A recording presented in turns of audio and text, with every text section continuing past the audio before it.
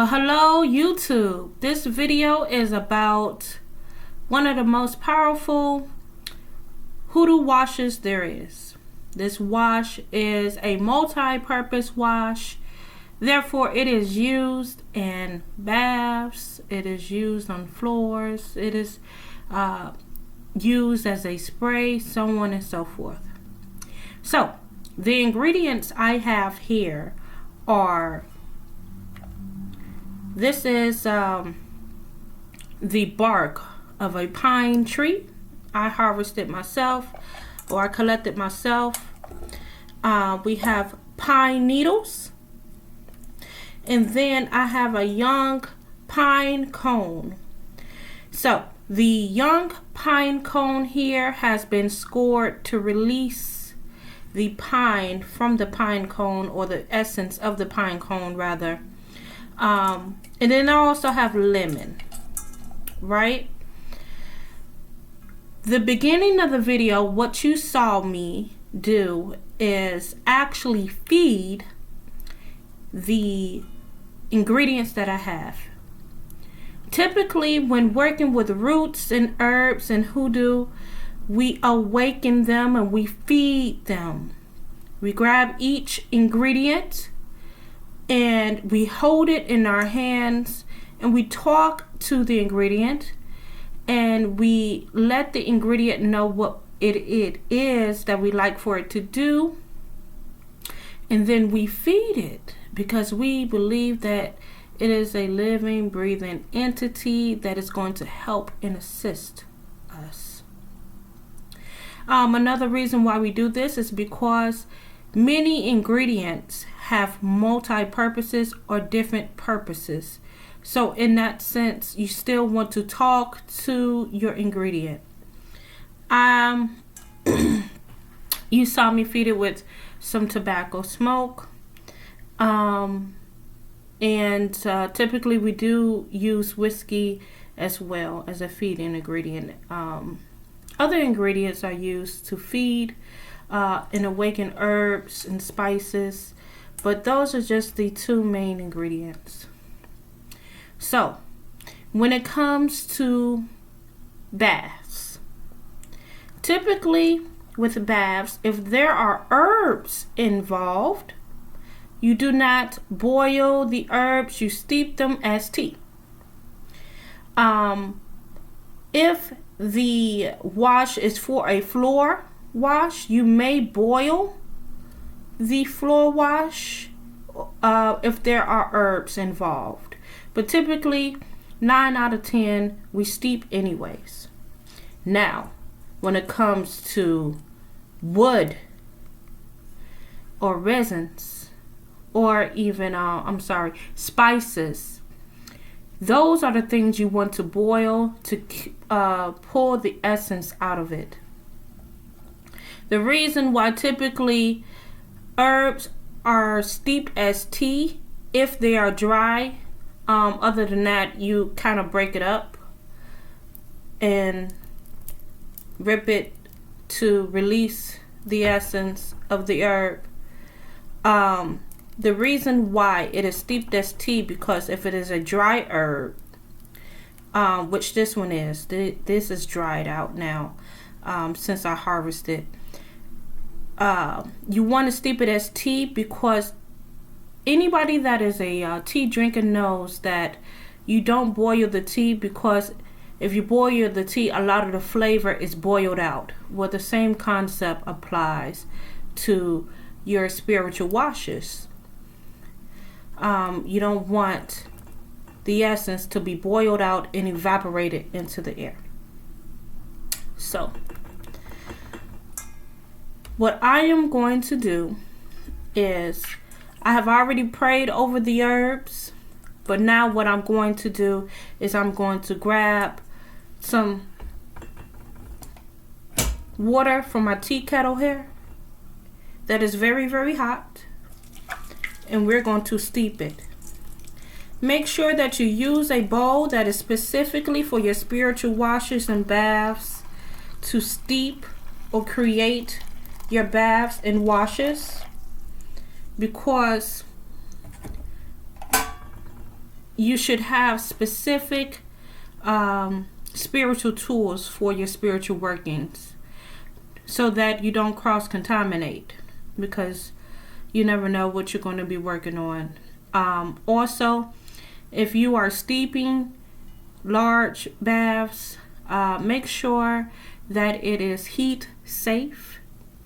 Some people will use industrial plastic. I like to use metals such as copper or even something like this to steep my baths if I'm going to steep them.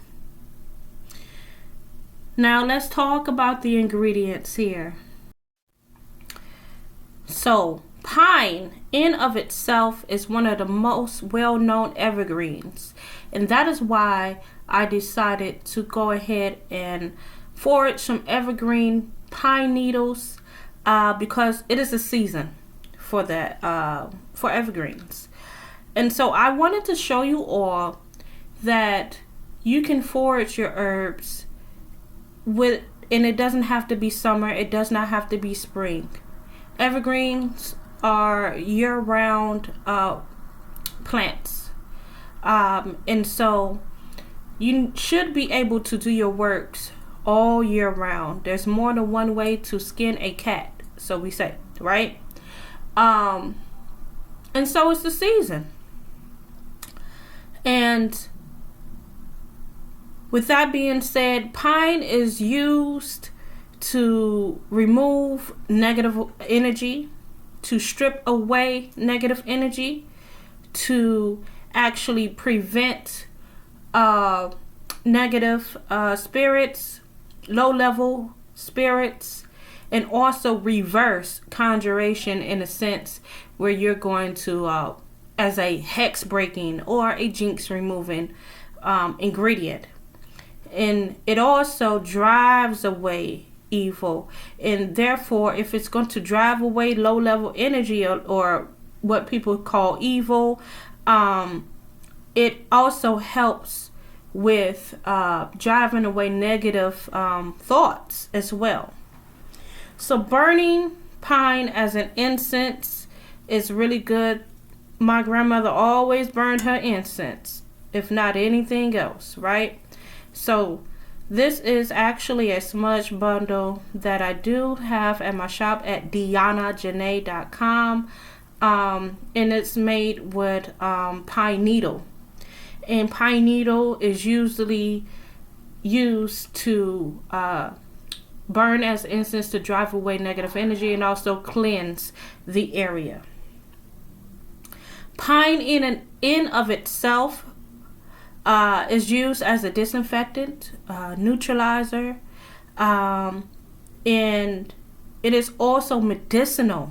See, pine tea was made with pine needles. Here's some I've foraged myself, and it was used to battle inflammation and cold-like symptoms when ingested. Also, it was said to break hexes, right? And break curses. The pine needle is also used to increase the positive energy in the home. So everything that what people believe sage does, sage is really a neutralizer, the pine needle actually does. In addition to not just the needle, the wood is used to create like crosses. So people will grab pine sticks, or they will get crosses made out of pine wood and hang it at their doors, hang it above the bed of a sick person to drive away negative spirits, to drive away illness, and to also help with purity and clarity within the home, and also for protection of the home. Now, a very common ingredient used in traditional hoodoo is called turpentine. So I have that right here. So turpentine is actually harvested from pine forests and commonly used in African American works, right? Throughout the southern United States.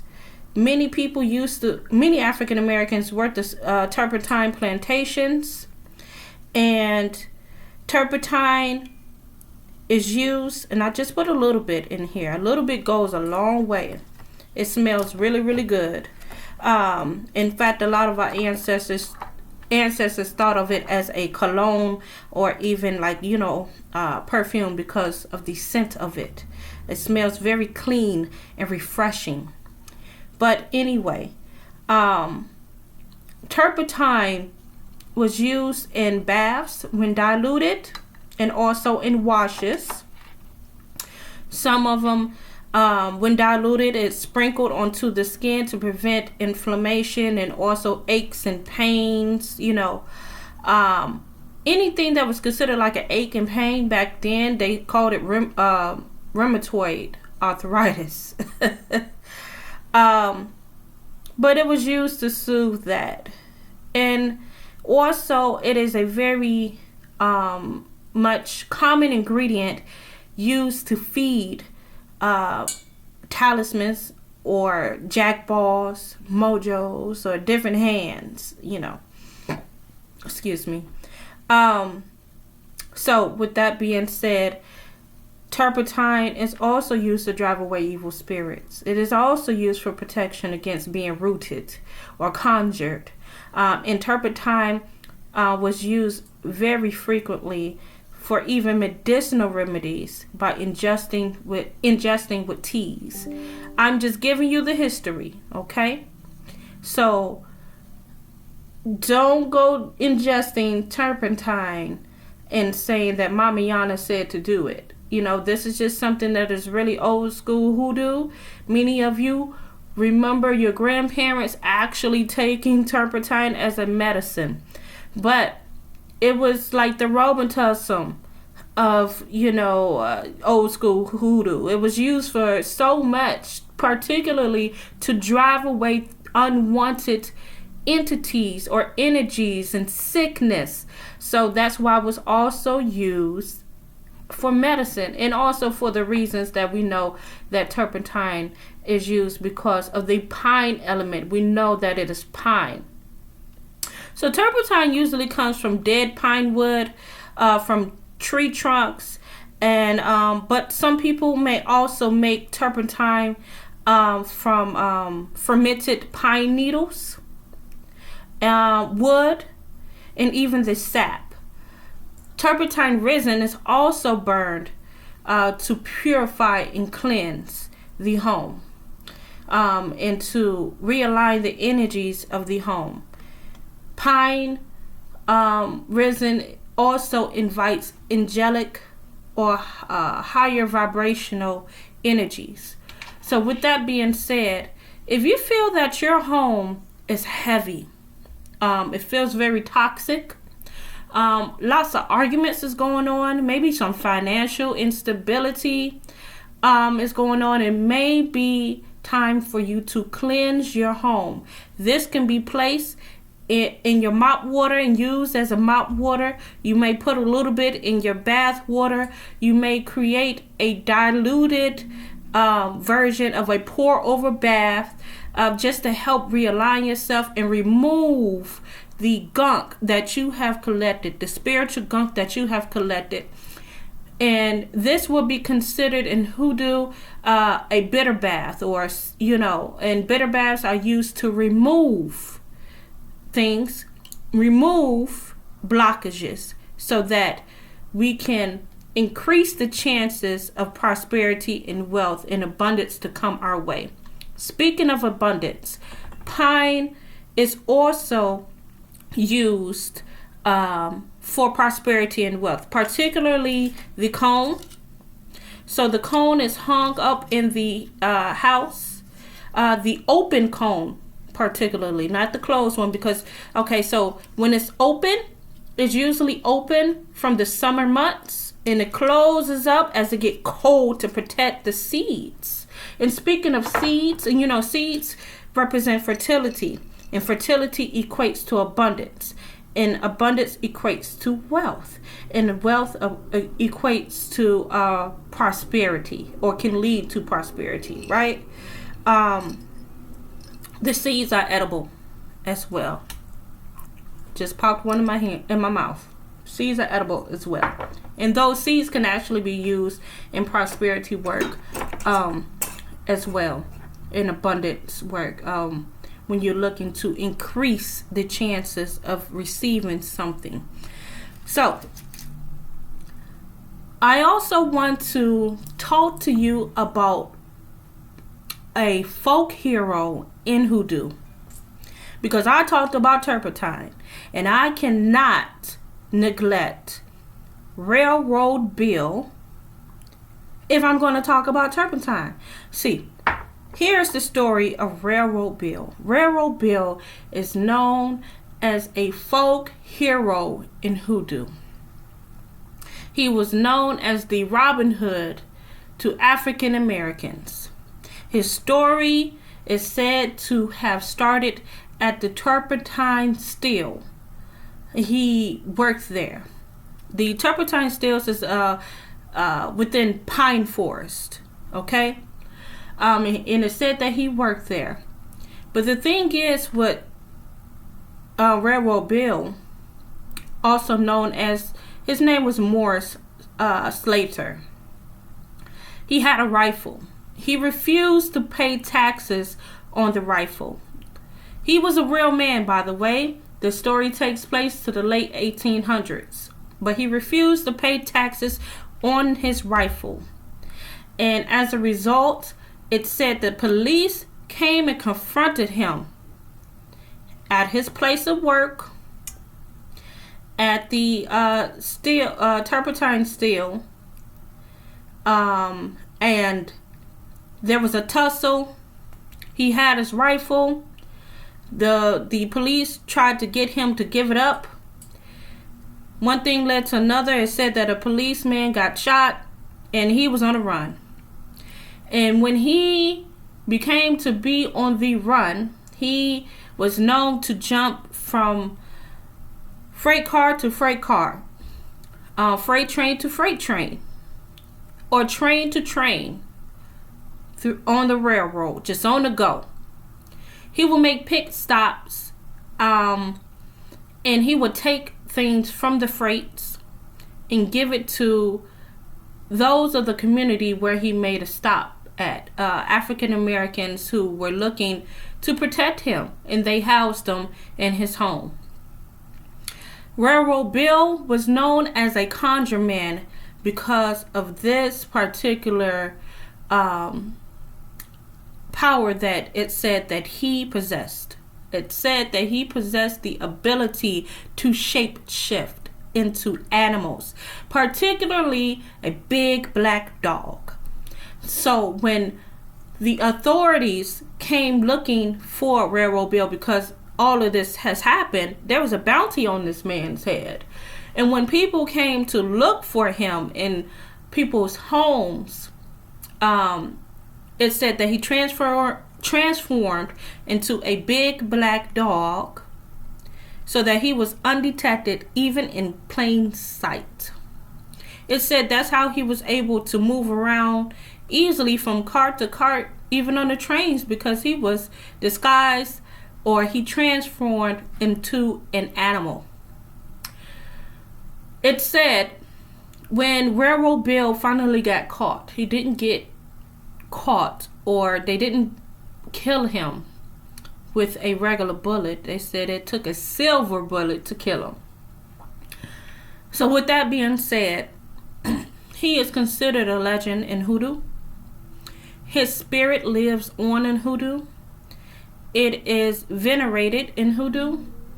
And the spirit of Railroad Bill is often used for protection against the authorities, for prosperity and wealth, and overall protection as well, because he worked with the turpentine. He worked in the Turpentine Stills. So I just wanted to share that little story about Railroad Bill. Because in the Hoodoo community, he is seen as a good guy. But he was painted as a bad guy by other people. but he was a good guy. He gave to the poor. He didn't see the need to pay taxes on his rifle. He just wanted to work. One thing led to another, and something happened where he had to use his powers to escape being hunted and killed. Unfortunately, he was caught. But his story lives on. So getting back to this wash here. So after it cools down, you want to put your right hand over this wash, and you want to pray over this wash. I personally will pray a scripture to awaken the properties of this wash, such as Ezekiel 36:25, which speaks of sprinkling clean water to purify and protect, right? You all may use the scripture of your choice to awaken the properties of the wash. I also, after the scripture, will say a personal prayer using my right hand after it has cooled off, and say a personal prayer. Because remember, the hands are powerful. They heal and they are blessed. The hands are considered very much blessed in Hoodoo. This is why we touch everything, and everything that we touch, we speak over it. We don't just throw herbs together and say, hey, this is it. That's it and that's all. No, that's not how it works. You have the option to use the wash right away, but there are some people that will use the method of illuminating the wash with the candle next to it, or put a candle inside of the wash to illuminate it overnight. Some people may do it overnight. Some people may do it for days. Not days, I'm sorry, for hours. I, on the other hand, when I do my work, I have a candle lit. I have water next to me as well, because they are conduits that helps to administer my prayers to spirit as I do my work. Very powerful conduits. Some people may argue that water is one of the most powerful elements ever used, and that's why it is one of the most common water-based cleansers are one of the most common things to use for cleansing. Okay, and another thing here, let's talk about pine sol. Okay, so what many don't know is that the origins of pine sol has its origins in Hoodoo and folk belief, right? So the creator of the name brand Pine Sol got his idea from the region of Jackson, Mississippi. That region contained many pine forests and pine trees. And it was an understanding that the African Americans used pine as a disinfectant and a neutralizer in their home. And speaking of neutralizing, it said in Hoodoo, just the very scent of pine is strong enough to drive away evil, because it says that evil, negative spirits, and low vibrational spirits, or if anybody sends evil your way, the spirit cannot stand the scent of pine. But it smells so refreshing to humans, or to us, right? So with that being said, he used the understanding of what pine is in folk tradition, Hoodoo, folk tradition, or if people want to call it folk tradition, and applied it to his recipe and understanding, and decided to make money from that. Currently, the current pine salt that is circulating now, manufactured now, no longer contains pine oil as of, I believe, like 2012, 2014. It has been removed. For many years, many families use pine salt with the understanding that it is one of the most powerful cleansing agents. But now people are slowing down the use of pine salt because it no longer has the metaphysical cleansing agent, which is pine oil.